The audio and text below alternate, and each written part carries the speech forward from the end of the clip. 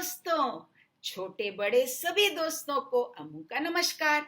सिंह और बिलाव की कहानी लेकर आई है आज अम्मू आपको सुनाने। सुनिए आपने कभी नहीं सुनी होगी तो चलिए आपको आज सुनाती हूँ सिंह और बिलाव की कहानी। एक पहाड़ के ऊपर घनी झाड़ी के बीच एक गुफा थी। उसमें एक सिंह रहता था। उस गुफा में एक छोटा सा चूहा भी बिल बनाकर रहता था। अब सिंह तो जंगल का राजा, वह शान से अपनी गुफा में रहता। चूहा नन्हा सा प्राणी सिंह से डरता, दुबक कर अपनी बिल में रहता। दिन भर वहीं दुबका रहता। रात में जब सिंह सो जाता तब वह बिल से बाहर निकलता और सिंह की गर्दन के बाल कुतरता रहता। क्यों?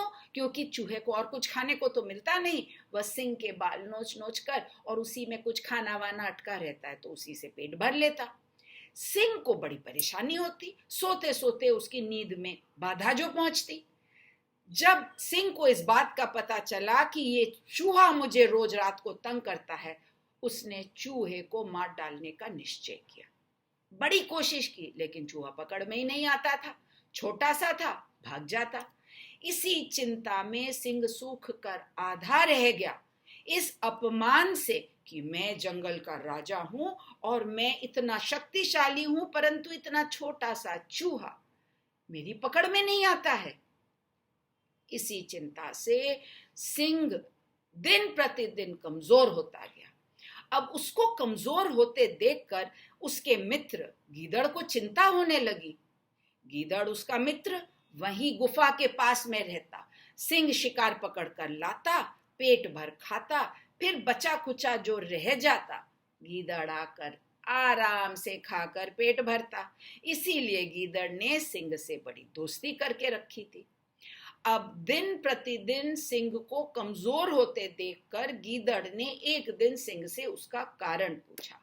महाराज, क्या बात है? आप दुबले होते जा रहे हैं, आपके चेहरे पर चिंता दिखती है, बताइए तो। सिंह ने उसे सारी बात बताई। गीदड़ बोला, ओहो, इतनी सी बात आपने पहले क्यों नहीं बताई? इसका उपाय तो बड़ा सरल है महाराज। अरे चूहे को पकड़ना है, मारना है, एक बिलाव पाल लीजिए। बस गुफा में बिलाव रहेगा तो चूहा अपने आप बिल से बाहर नहीं निकल पाएगा और अगर निकला बिलाव चूहे को पकड़कर मार डालेगा। सिंह को यह बात बड़ी पसंद आई। उसने तुरंत ही अपनी गुफा में एक बिलाव रख दिया। बिलाव बड़ा होशियार था। वह जानता था जब तक मेरी जरूरत है ये महाराज मुझे अपनी गुफा में रखेंगे और मेरी पूरी रक्षा करेंगे।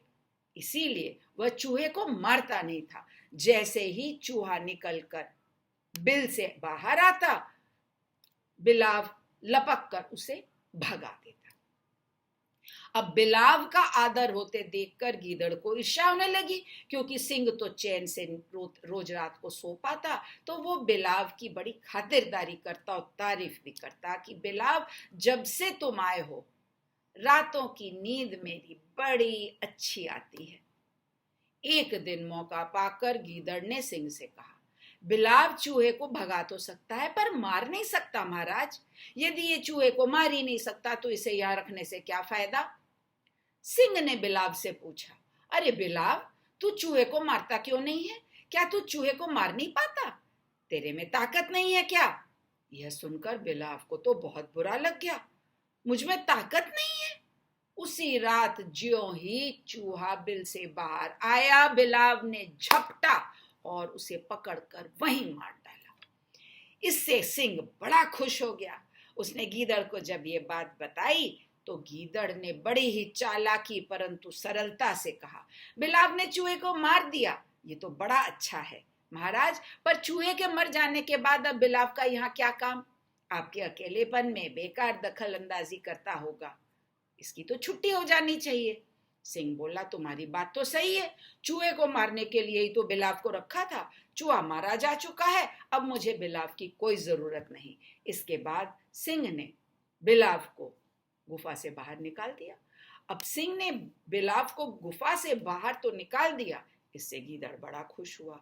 क्यों? क्योंकि गीदड़ नहीं चाहता था कि सिंह के कोई भी और काम आए, गीदड़ की अहमियत कम हो जाए। क्योंकि गीदड़ तो चुपचाप बैठकर आराम से रोज अपना पेट भरता था सिंह के बचे खुचे खाने से। सिंह अगर किसी और को पसंद करने लगता तो शायद गीदड़ की अहमियत कम हो जाती, और गीदड़ को अगर सिंह ने किसी समय भगा दिया तो। यही सोचकर उसने इतना बड़ा नाटक खेला। सिंह को समझ में नहीं आया। लेकिन बच्चों, आप अपने दोस्तों के साथ ऐसा नहीं करते ना।